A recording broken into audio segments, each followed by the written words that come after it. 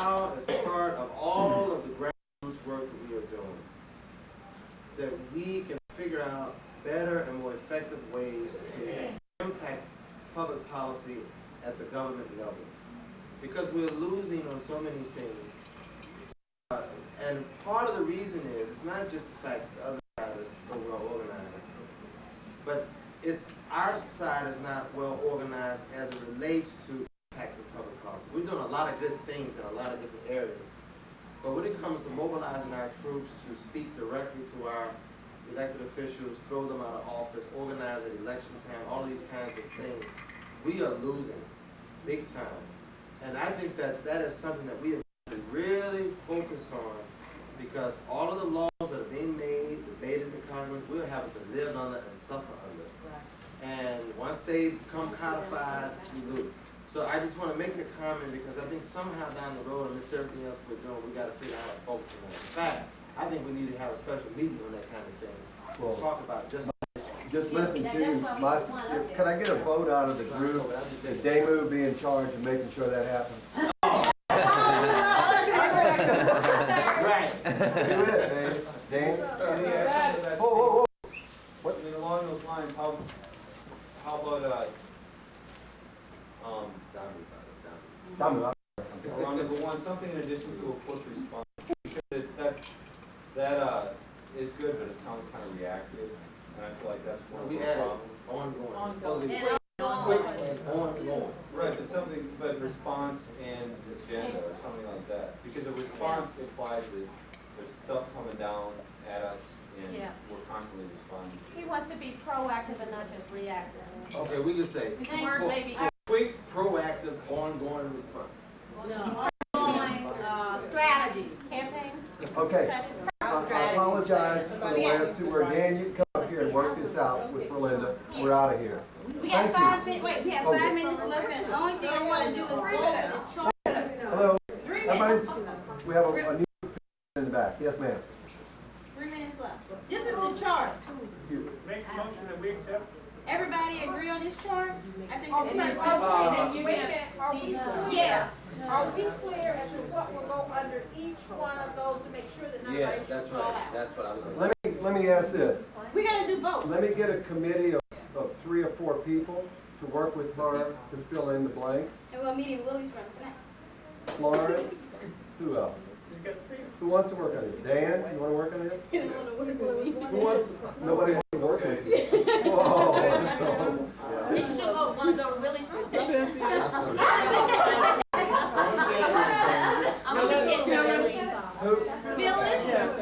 I mean, Okay, we're done in Willie's room. Why don't we meet out here somewhere? What time? Connie? In the lobby. Okay. Just to detail it on the sheet, right? And we need Will. Where are we meeting?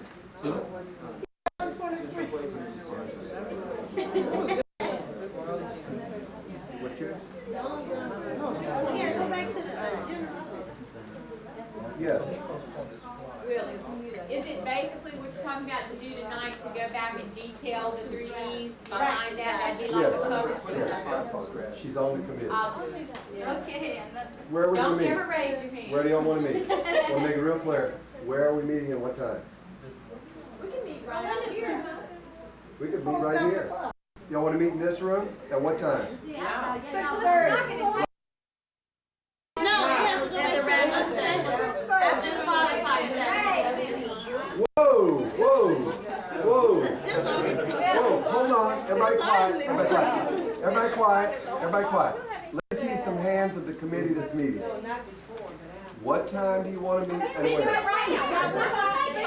Well, then come do it.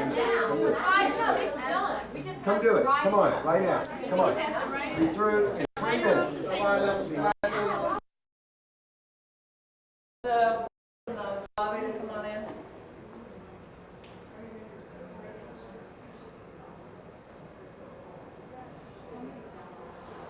We'll wait a couple of minutes for the stragglers. I have 2 months of a meeting like this where you've got everybody that has their own side conversations and won't stick to a schedule. as a conference person, you like to make sure people are coming in and moving when they're supposed to move and where they're supposed to move. But on the other hand, I'm torn because I like to see people talking because that's what it's really all about. So we'll wait a couple minutes and introduce Rebecca, who's got the tough task of knocking us dead at this hour of the day. We appreciate her being here for this.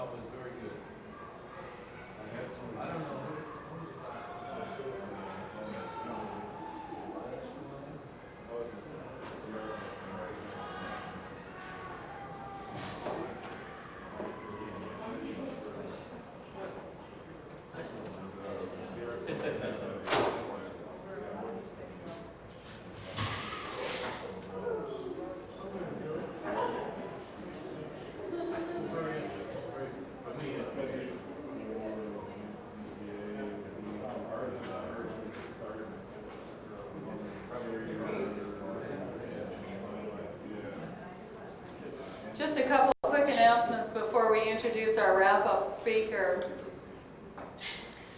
Don't forget the silent auction. Go over there, get your pens out, put your bids on. It will close at 7 o'clock as we come in for dinner. As I mentioned earlier, we'll have an open bar here from 6 until 7 and dinner in here with Dr. Robert Bullard as our speaker at 7 o'clock. Tomorrow morning, we will have committee meetings early, and then starting at 10:30, we'll have the annual meeting of the Mississippi River Basin Alliance. Those of you in this room are welcome to join us as we go through some of the policy statements that will guide us during this coming year. And we will also be going through at that point the summary for the regional meetings that were held this afternoon. So if you're able to join us, we'd be pleased to have you at that time. For those of you who are whisking away and aren't going to be here tomorrow, please note that we do have in your packet an evaluation form. I know it's boring to fill those things out. However, it's very helpful to us so that we know how to make a better conference for you another time. Did you like the training stuff? Did you like the issue stuff? Some of the speakers, more of this, less of that, that's what we need to know. We need to hear that from you in order to be able to serve you more effectively. So, I think what I'd like to do at this time is turn it over to our wrap-up speaker, Rebecca Water. Rebecca became president of American Rivers, which is a national conservation organization based in Washington, D.C., at the beginning of 1995. Prior to that time, she served as Vice President for Organizational Development at the Wilderness Society, also in Washington. She apparently began her career in conservation in 1970 with the first Earth Day. And many of you in the Upper Basin know Rebecca because she did a lot of her work and cutting of teeth on environmental issues in the Upper Midwest. She was educated at the University of Kansas, where she got her BA in biology, and at the University of Wisconsin in Madison. She got her master's in landscape architecture and master's in science, water resources management. And I gathered from earlier conversations, some of her papers and work are still in evidence up there, so that's great. Rebecca, in 1981, joined the Wilderness Society as their Alaska program director, and she continued doing environmental work there and then moved over to the fundraising management side in 1986 when she was named Vice President of Membership Marketing and Development. And under her good leadership, the Wilderness Society experienced great growth in terms of membership and support. She's also one of the founders of EarthShare, which is a coalition of national environmental groups working together to promote public environmental education and charitable giving in the workplace. And Rebecca has also a lot of Midwestern roots in that she is a native Nebraskan. So without further ado, Rebecca Water, President of American Rivers.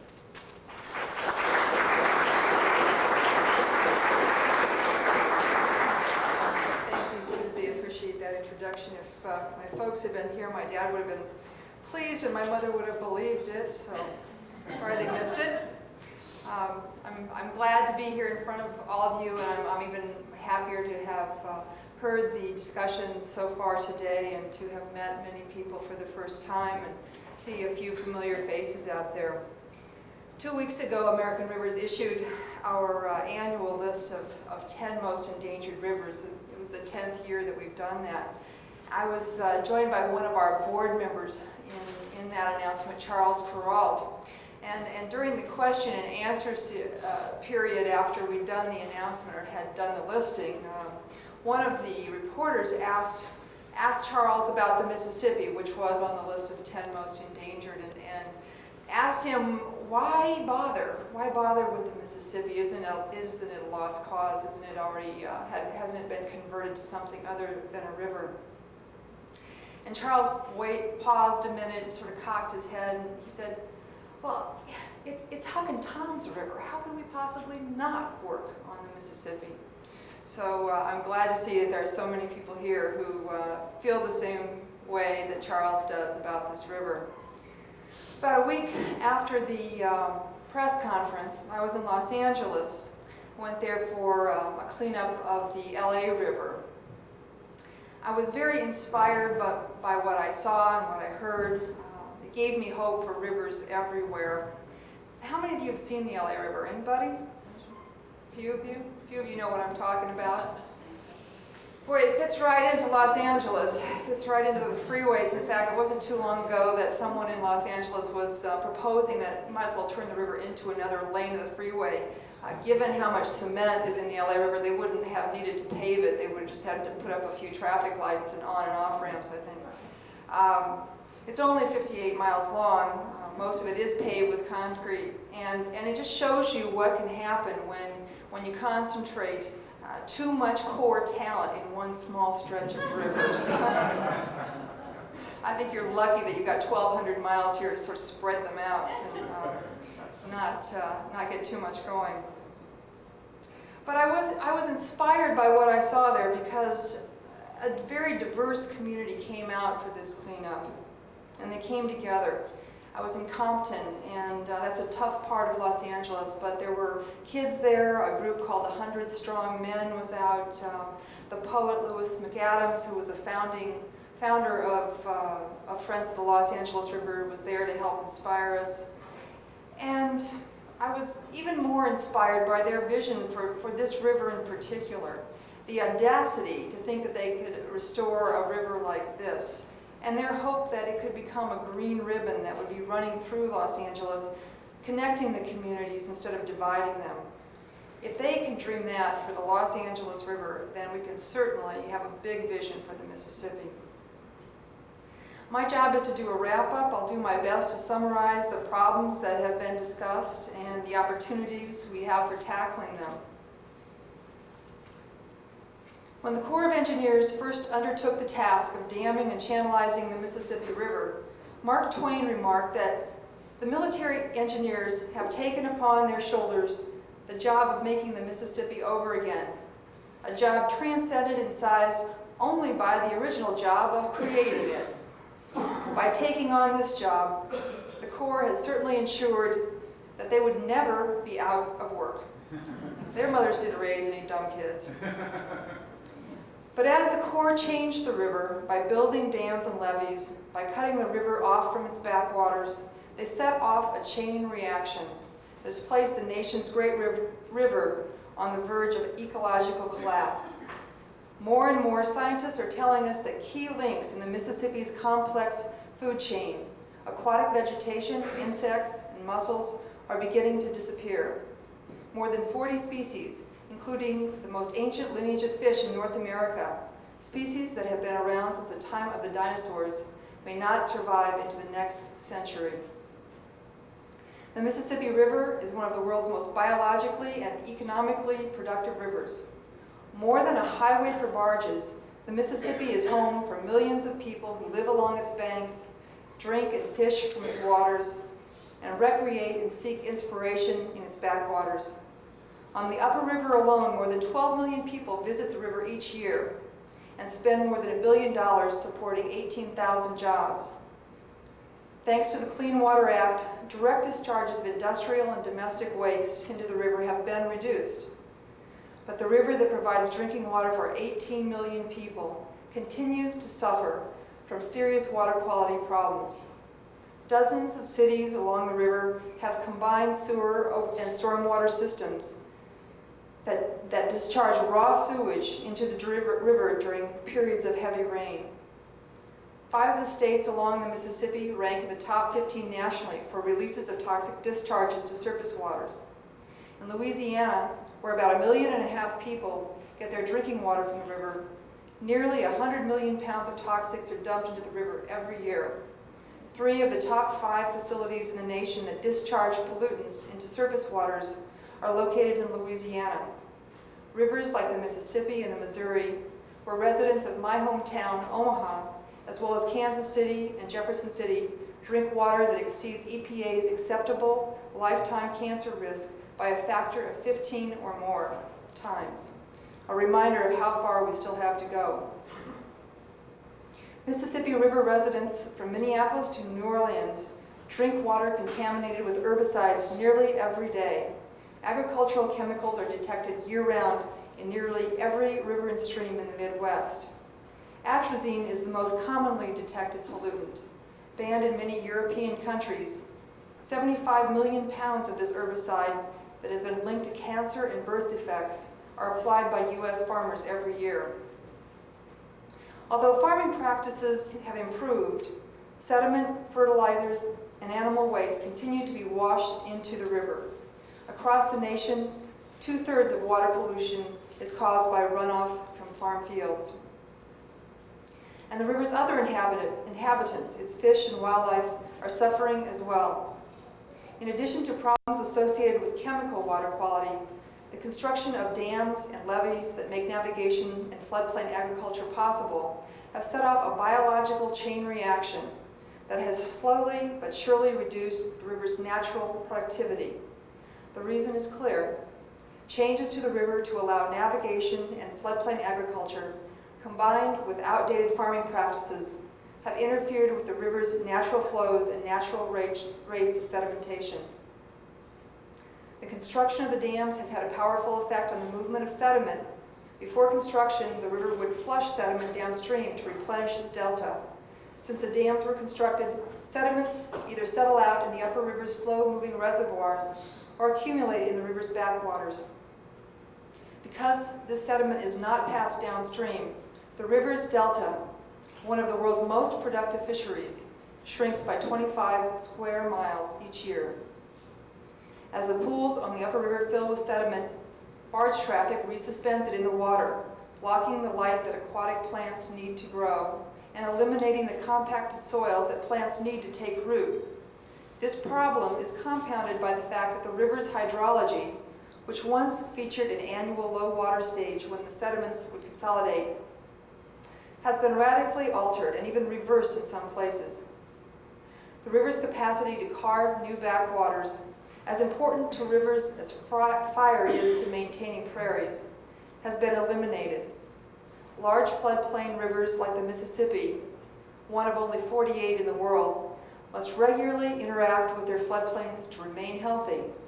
But public and private levees have diminished the river's ability to regularly interact with its floodplain, and thus its opportunities to collect the organic materials that form the base of its food chain have been nearly wiped out as well.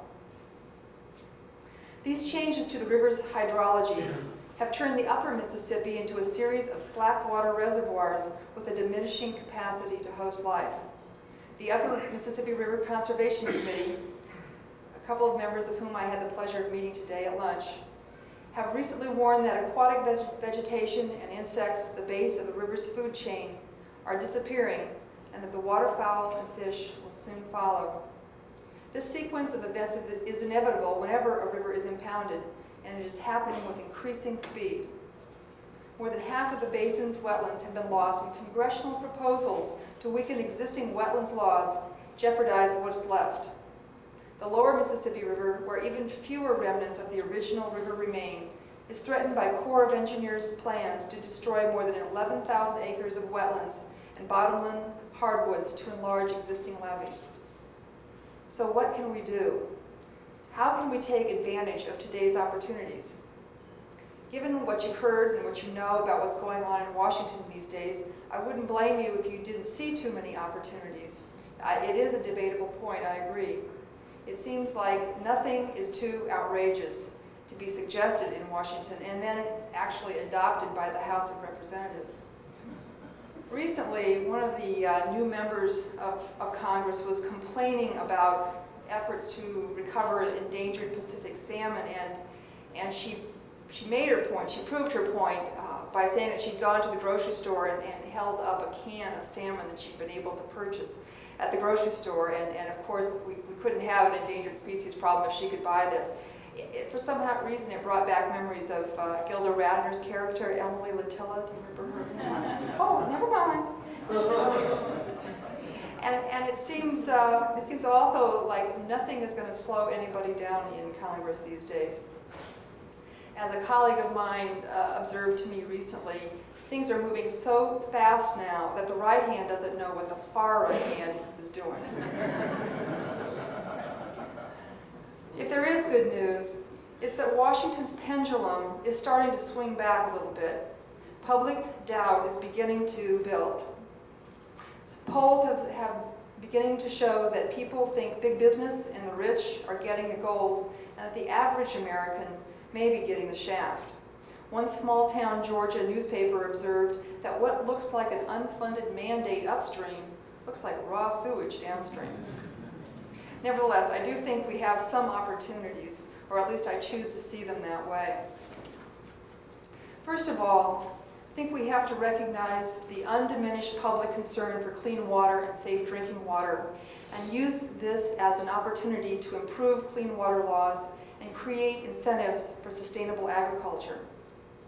Another silver lining is provided to us by floods, by the regular opportunities we have to focus public attention on the failed flood control policies and practices that we've had for the last 50 years, and use this to promote the restoration of river floodplain interactions with non-structural approaches to flood control. We have an opportunity also in the determination of Congress and the Clinton administration to outdo each other in terms of reducing federal expenditures. We have to use that to reform the way the Corps manages the Mississippi. And we can't forget that the Mississippi is the nation's river. It's Huck and Tom's river. And we have to use that recognition to educate and mobilize a nationwide campaign to save the river from biological collapse. So again, what can we do? Well, first, we must and we will vigorously oppose efforts to weaken existing clean water laws. H.R. 961, the Dirty Water Act amendments in 1995, is being considered by the House of Representatives in Washington next week. This would seriously undermine the efforts of the last 20 years to guarantee safe drinking water for all Americans. Instead of backsliding, we must improve existing laws to address the much more difficult and complicated problem of non-point pollution. We need new and different tools that will work to influence the actions and decisions of hundreds and millions of individuals. This is a far more complex task than we faced in the 1970s when we targeted pollutants that came out of a finite set of pipes. Educating people on the connections between healthy rivers and their own health and welfare will be critical.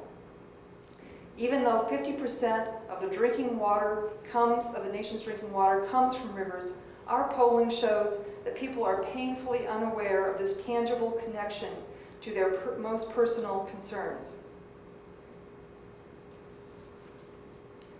In addition to protecting and improving the chemical water quality of our rivers, we must force the Corps and other federal, state, and local decision makers to address the root causes of the river's biological decline. Changes in the river's natural flows, natural interaction with floodplains, and natural sedimentation rates. We must give farmers the tools and incentives they need to implement better land practices and to reduce the use of agricultural chemicals. We must also use our limited resources on habitat restoration projects that approximate the river's natural hydrologic and geomorphic processes, and not on artificial islands that wash away on a rainy day. Ultimately, to restore and protect the Mississippi River, we must reform the river's managers, the Corps of Engineers. We need to broaden their objectives for successful river management, to make the Mississippi a river that works for all of its constituents and not just a handful.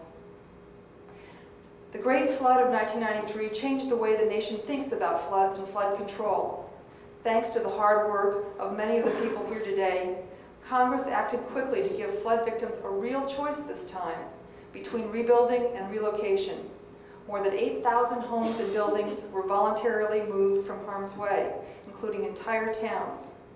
Before the 93 flood, fewer than 1,000 structures had been moved under similar circumstances in the nation's entire history.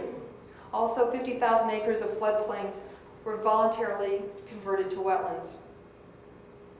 The Interagency Floodplain Management Review Committee, led by General Galloway and created by the White House after the flood, called for policy changes that would encourage communities and individuals to understand and avoid the risks of floodplain development and better recognize and restore the natural functions of floodplains.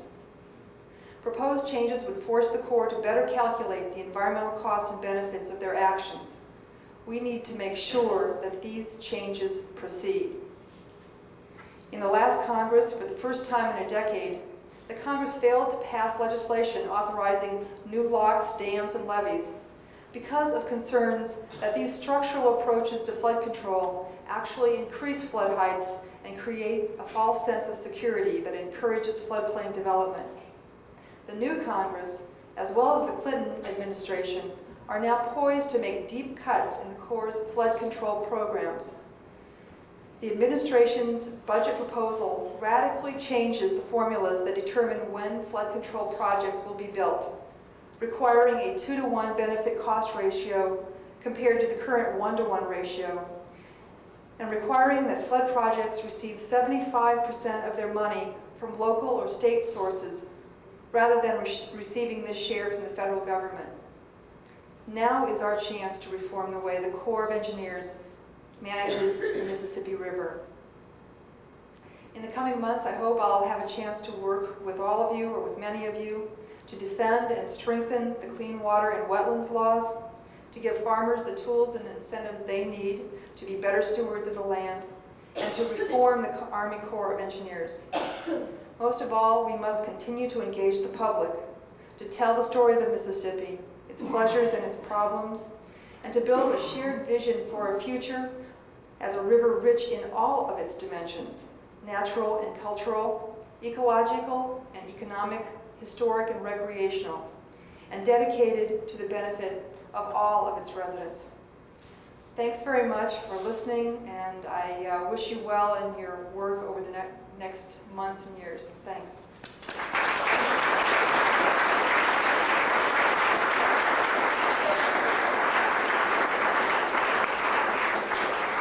Thanks, Rebecca. We have time for a couple of questions. If anybody has any comments or questions they'd like to make. That's okay. Yeah, there's one in the back. Mark. I just wanted to put in the point to keep Scott's travel budget up. So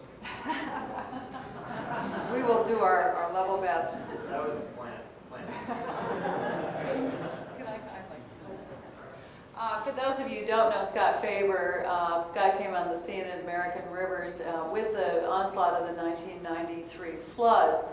And many of the people out here in the heartland have been very grateful for his attention and time that he has taken to focus in on some of this massive reform that Rebecca has just talked about, i.e. tackling the core, pulling those big levers, dealing with some of those issues, looking at other, and it isn't just the Corps, it's other ways of reforming floodplain policy. So on behalf of those of us out here, we appreciate his help and thank his boss. Thank you, Dr. Scott. Other questions or comments, thoughts? If not, enjoy, and we'll have our, as I say, cash bar and dinner back in here. Please don't forget the The auction. silent auction out there.